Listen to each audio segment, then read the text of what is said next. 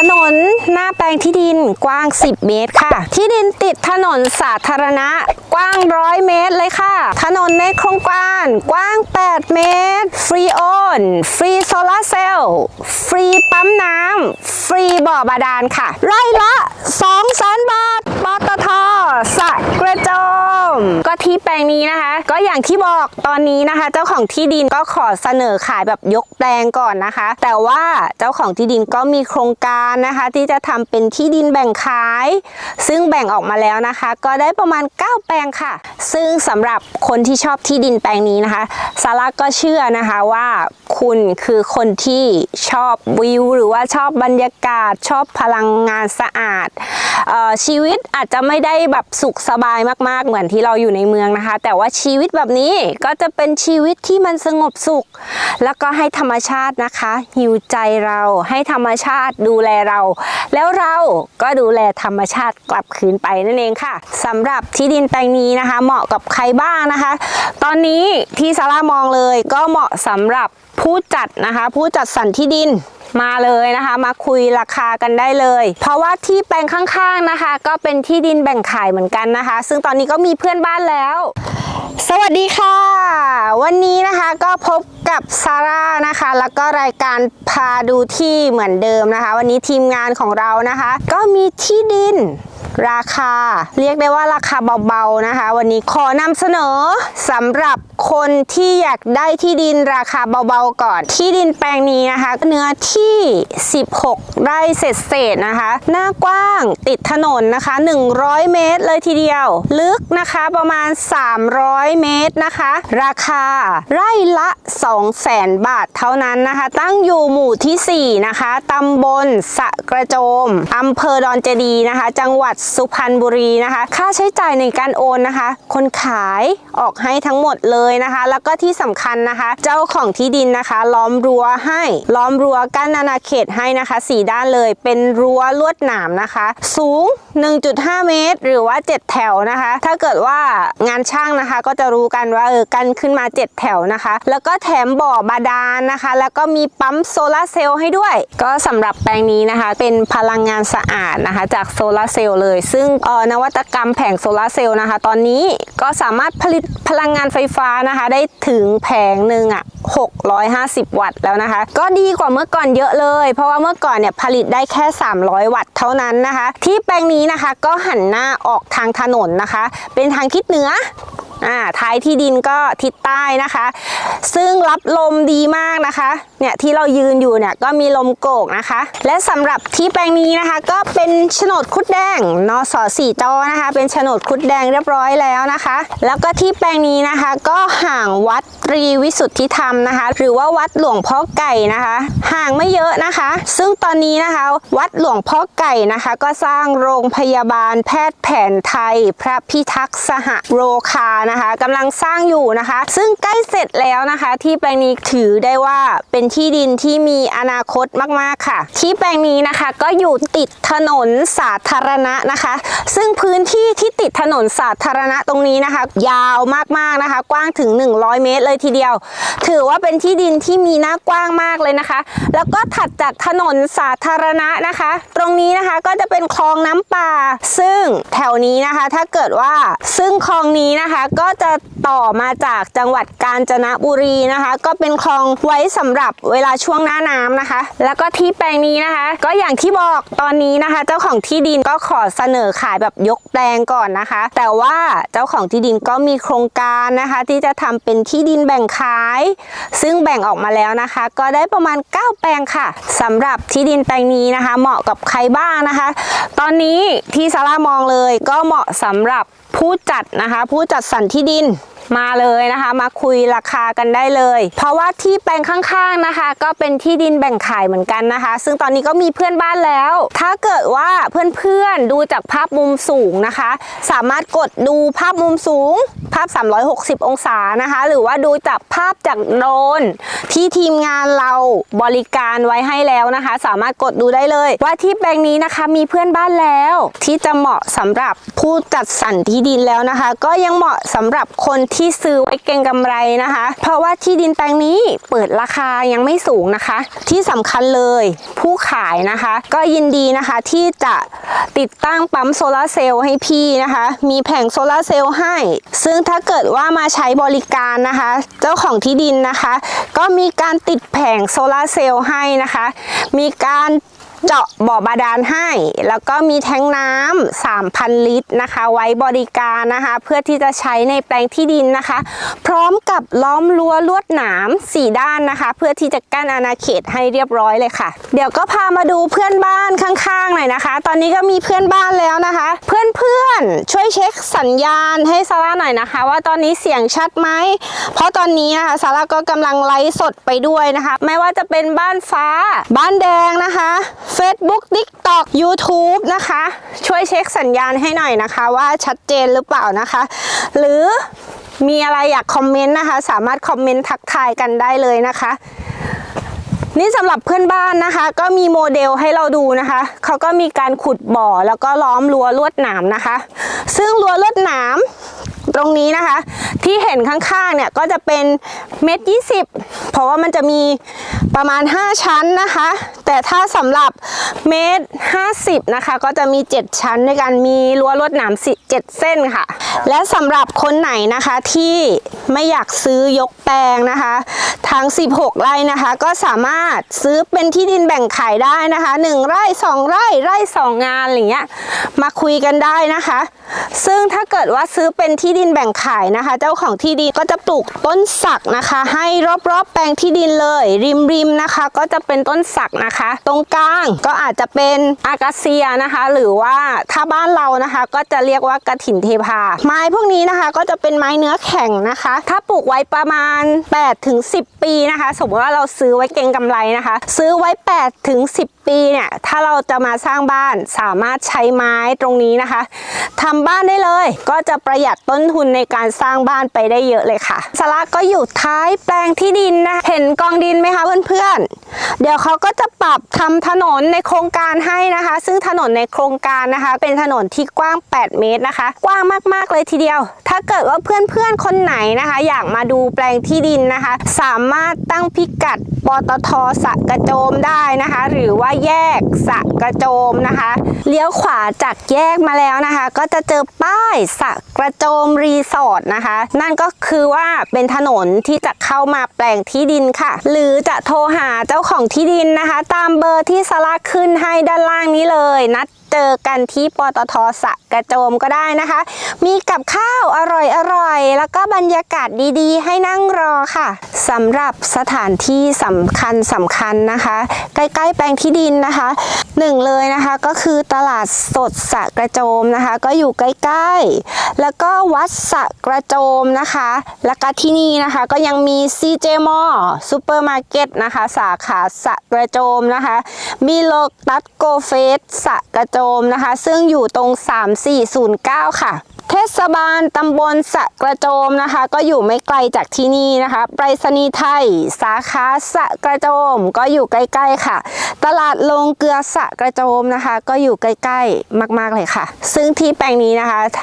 ของกินของใช้นะคะถือว่าสะดวกสบายมากๆนะคะมาอยู่แล้วก็ไม่อดเลยนะคะแม้จะไม่มีไฟฟ้านะคะแต่ว่าดูโมเดลเพื่อนบ้านได้เขาก็มีแผงโซลาร์เซลล์นะคะสำหรับท่านไหนที่อยากใช้ชีวิตเรียบง่ายอยากใช้ชีวิตยามเกษียณที่อยู่ง่ายกินง่ายเศรษฐกิจพอเพียงนะคะแนะนำเลยสำหรับแปลงนี้และสำหรับสถานที่ท่องเที่ยวหรือว่าสถานที่สำคัญที่นี่นะคะมีอะไรบ้างเดี๋ยวเรามาดูกันนะคะ1เลยพระบรมราชานุสรณ์ดอนเจดีย์นะคะซึ่งก็เป็นสถานที่สำคัญมากๆเลยสำหรับที่นี่เพราะว่าที่นี่นะคะตั้งอยู่อำเภอดอนเจดีย์จังหวัดสุพรรณบุรีนะคะซึ่งสถานที่นี้นะคะก็สำคัญมากๆสร้างขึ้นนะคะเพื่อที่จะรำลึกถึงชัยชนะของสมเด็จพระนเรศวรมหาราชนะคะในการทำยุทธหัตถี ประกอบด้วยเจดีย์องค์ใหญ่นะคะและพระบรมราชานุสาวรีย์ทรงพระคชาทานภายในนะคะก็จะมีนิทรรศการนะคะแสดงประวัติศาสตร์ไว้ด้วยนะคะไม่ว่าจะเป็นภาพแสงสีเสียงหุ่นจำลองการรบนะคะถ้ามีลูกมีหลานนะคะสามารถพามาย้อนประวัติศาสตร์ได้ค่ะและสิ่งสำคัญที่2นะคะก็คือนิทรรศการถาวรพระราชประวัติสมเด็จพระนเรศวรมหาราชนะคะซึ่งก็ตั้งอยู่ใกล้ๆกับพระบรมราชานุสรณ์ดอนเจดีย์นะคะเป็นศูนย์การเรียนรู้ที่จัดแสดงเรื่องราวพระราชประวัติของสมเด็จพระนเรศวรมหาราชนะคะผ่านสื่อมัลติมีเดียแล้วก็วัตถุโบราณต่างๆนะคะถ้าเกิดว่าพาลูกพาหลานมาที่นี่นะคะสามารถล้ำลึกความเป็นไทยได้เยอะเลยค่ะและสำหรับท่านไหนนะคะที่มาดูแปลงที่ดินนะคะก็สามารถแวะวัดหนองกระดวงนะคะซึ่งก็เป็นวัดท้องถิ่นที่มีความเงียบสงบนะคะเหมาะสำหรับผู้ที่ต้องการทำบุญแล้วก็พักผ่อนจริงๆนะคะแล้วก็แวะวัดหนองเพียนนะคะวัดที่มีสถาปัตยกรรมที่สวยงามแล้วก็เป็นที่เคารพนับถือของชาวบ้านระแวกนี้ค่ะหรือจะแวะวัดป่าเลไลวรวิหารนะคะซึ่งเป็นวัดที่สำคัญมากๆเลยสำหรับจังหวัดสุพรรณบุรีนะคะซึ่งจะมีพระพุทธรูปหลวงพ่อโตที่มีขนาดใหญ่มากๆนะคะแล้วก็เป็นที่เคารพสักการะของคนที่นี่นะคะถ้าเกิดว่าใครยังไม่เคยมานะคะก็สามารถที่จะแวะนมัสการขอพรได้เลยค่ะตลาดสามชุกนะคะซึ่งเป็นตลาดโบราณอายุมากกว่า100ปีนะคะมี